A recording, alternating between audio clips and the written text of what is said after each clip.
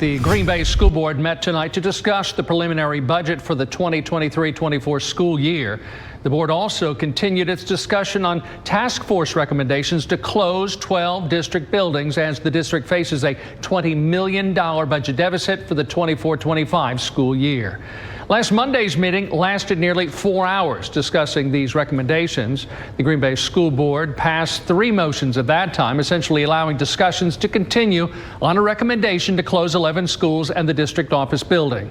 The first motion calls for a referendum plan to be made by November 1st that would include consolidating under-capacity elementary schools to a newly built school. The second motion includes developing a new task force to look at the impacts of repurposing schools to K through 8 grade models and changing school boundary lines. The third motion is to start planning for moving Wequiock Elementary students and programming to Red Smith School. Fox 11's Lydia Anderson shares more on what happened tonight in this Project Education report.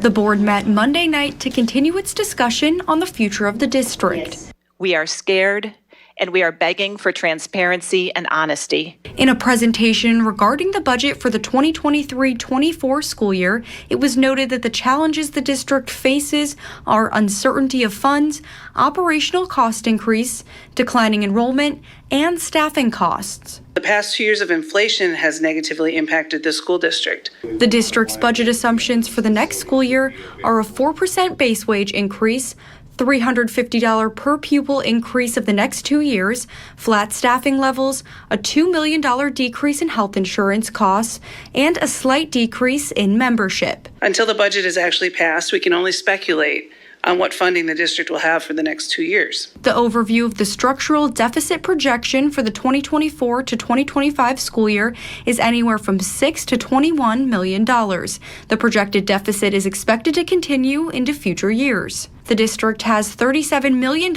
in elementary and secondary school emergency relief fund dollars to be spent in the 2023-2024 school year. All ESSER funds need to be claimed by September 30th, 2024. Following the presentation of the budget, discussion returned to a motion that was passed last week that would assess the impact of repurposing schools for K through 8th grade. The board talked about having a third-party firm look at boundary changes and redrawing lines. To me personally, it is important that we have someone outside our community do this that is not already influenced. Green Bay School's COO Josh Patrick explained why the district needs an outside company to do this work. It's very complicated work. It requires loading hundreds of thousands of data points into a GIS software. We have not changed boundaries in the last 20 years, so we don't have boundary experts. The board will discuss more regarding this and could potentially vote at its next meeting.